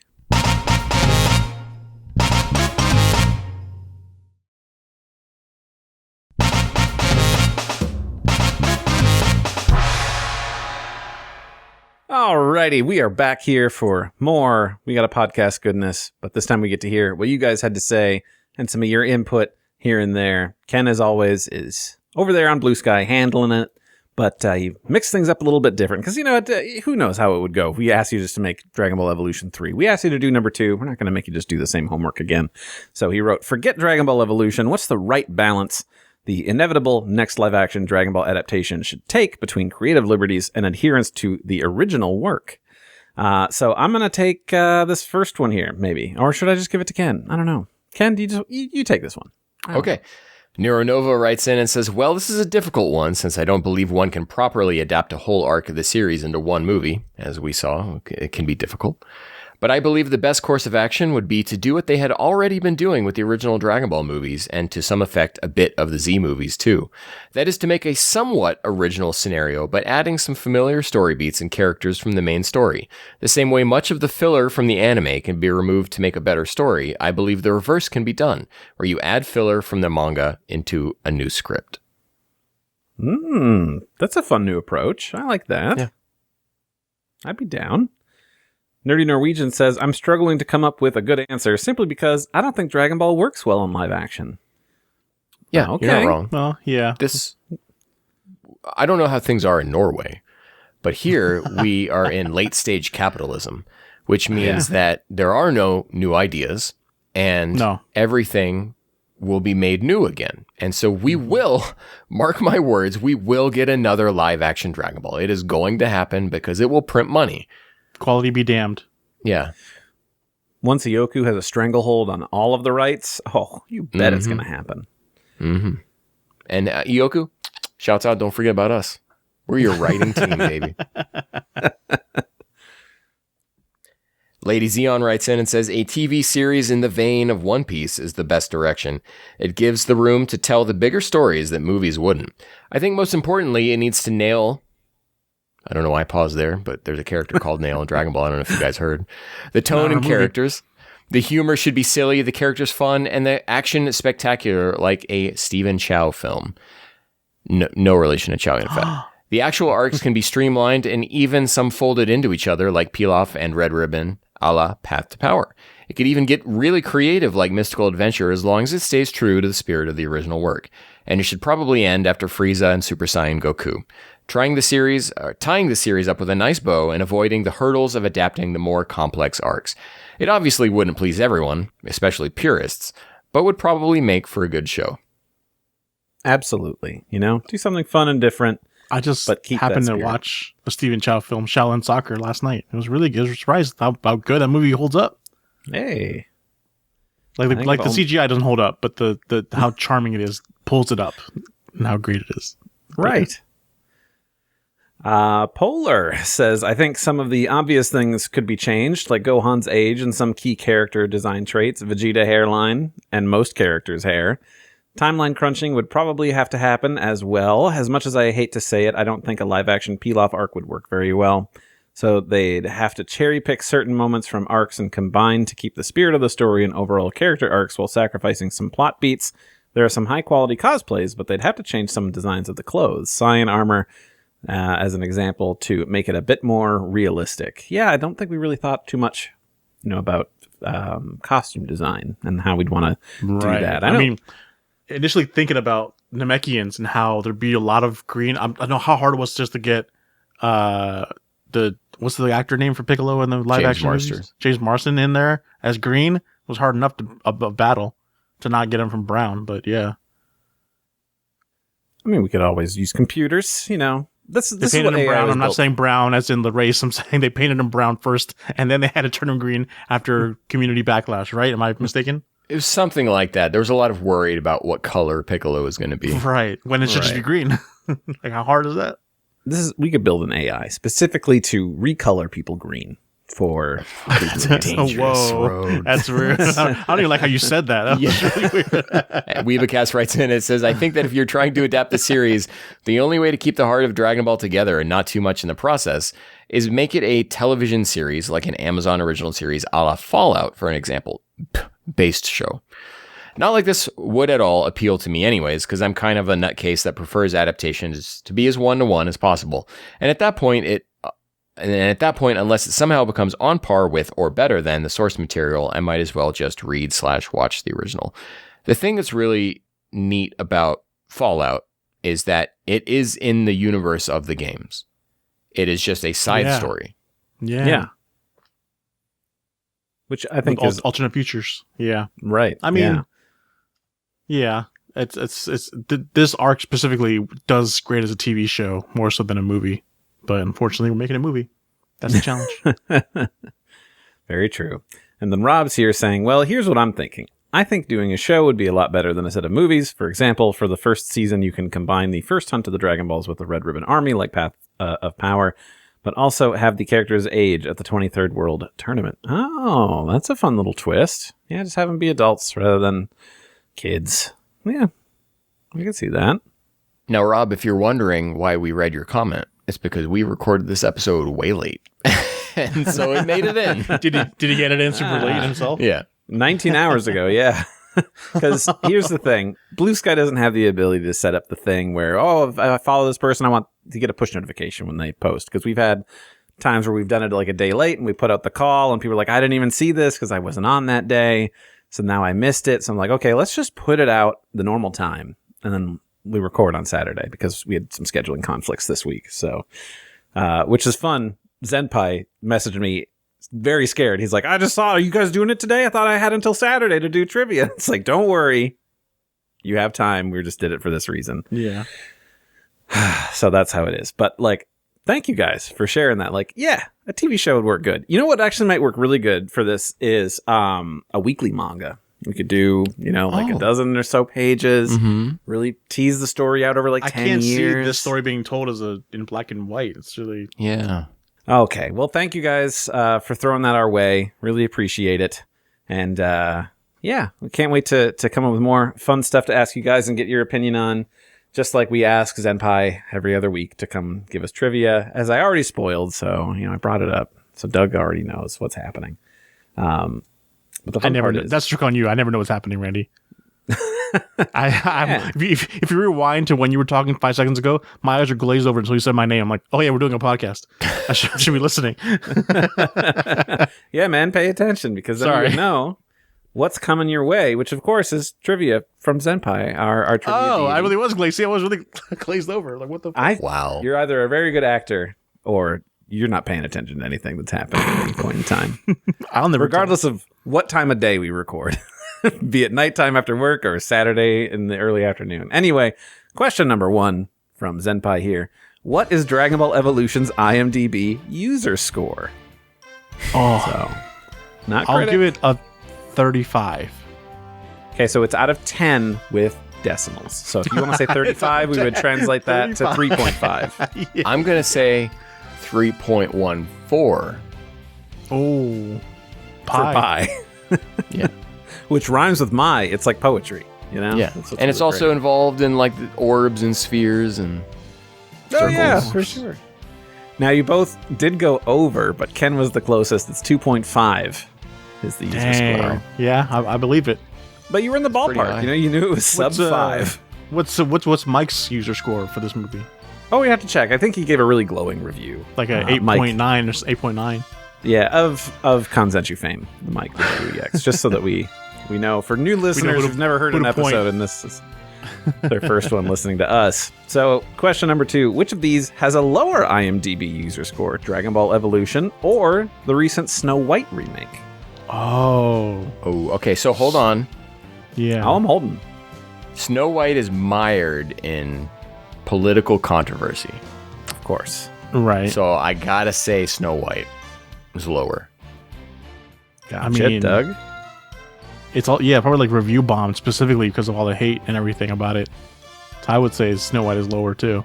Oh, you would be right. It has 2.1 versus Evolution's 2.5. Also, besides all that, it probably just looks like it looks like a horrible movie even before I knew all this controversy about it. Just the trailer. Doug, do your Gal Gadot impression. Kal-El, no. That was worse than last time. Worse than last time. Yeah. So better. Yeah, exactly. You're more matching her energy as time goes on. Did I do it last time? I don't even remember doing it last time. You did it too perfect last time, and now that magic can never be recaptured. But it's on tape, so it's all good. But the point is, either way, Disney wins. They own both these films, so you can do with whatever you want. Late stage capitalism is what I'm talking about. It all comes around. The story writes itself. Question number 3: which Dragon Ball Evolution actor went on to dub a character in Dragon Ball Super? James Marsden. James Marsters. Ken is right. Those are two Cyclops. Different humans. That came in.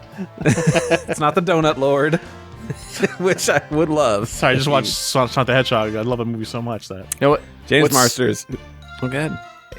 I mean, okay, you can confirm that I'm right, and whatever. Yeah, you're else right. But Senpai says James Marsters, who played Piccolo, went on to dub Zamasu in Dragon Ball Super, which I learned a thing this past week from a YouTube video that I'll wait now because Ken has the thing that he has to say. There was so much like trying to hide the fact that it was him, and like months prior, I don't know if it was Chris Sabat or James Marsters, but one of them like tweeted out pictures of them hanging out at Okratron 5000, the dubbing studio for Dragon Ball.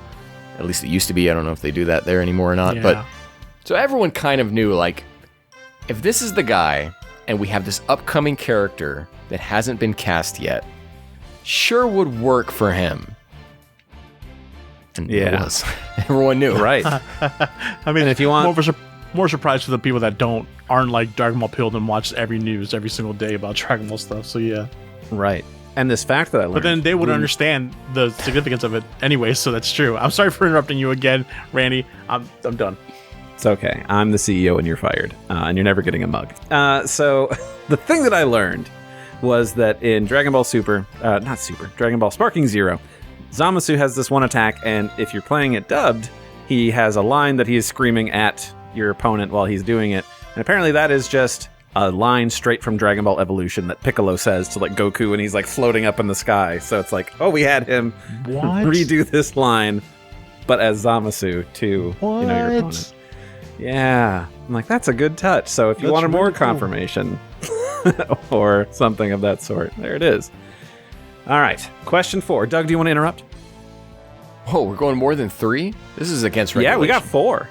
Well, there are no rules, remember? Yeah. Question 4. What is the name of Goku and Chi-Chi's high school in Dragon Ball Evolution?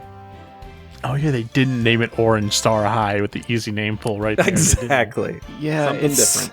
Something like Techie University or something like Quantum. Something stupid. Tech AI. Tech AI High School. Tech AI High School, Ohio, Japan. Ohio, Japan. Totally. All right. It's Unitech High School. So. Yeah, Ken was right. Yeah. Unitech. Oh, my God. They didn't bother at all with that movie. No. That's why Chow Yun-Fat turned in such a bad performance, and why he's going to redeem himself and get an Oscar. He's going to Jennifer Gardner himself come back as Electra. Was it? Yeah, Electra.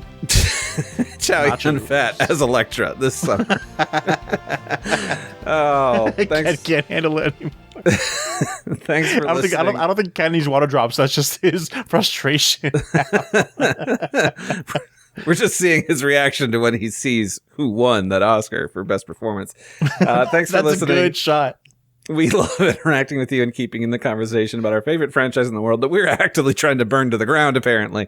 So you can post with us on Blue Sky at WeGotAPod at WeGotAPodcast.com or whatever. It's at WeGotAPodcast.com. You can email us over at WeGotAPod@gmail.com. And thank you to Rifti Beats for letting us use this track, Kakarot Theme Hip Hop Chat Remix. You can find that track and other ones by Rifti on his SoundCloud. Ken, where can the good people find you? You can find me at detectivex.bsky.social, where starting in October, Oobtober begins again. Oh, and I don't know. It's not going to be every single day like I did it last year because it's a bit much, and I don't want to do that. But it will be coming back in some capacity. Cool. And Randy, what about you? You can find me over at Randy. I think no, it's not that. It's I couldn't find Randy. Add Randy anywhere. It's Saberbreaker at WeGotAPodcast.com over there on Blue Sky. And you can find me at Jabaz Doug on the socials. So we're done talking about Dragon Ball Evolution. That was the end of it. I forget what we have scheduled next time, but we are we do have episode ideas going in through to the next year. But we are always open to topics that you might want us to talk about, right? Maybe there's something in the world of Dragon Ball that you want us to think about that just hasn't occurred to us. So of course you can always write in, comment below, or email wegotapodcast@gmail.com, or message us on Blue Sky. Just let us know, like, what do you want us to discuss? And we're happy to take it into consideration. But this is, I guarantee you, they've seen the list. We have ideas through next year. So we're not like hurting for ideas or anything. But anything... Randy, no random Randy episode asking for ideas. Yeah. Please. Well, please, thank you. And we'll catch you matinator. Bye. Bye.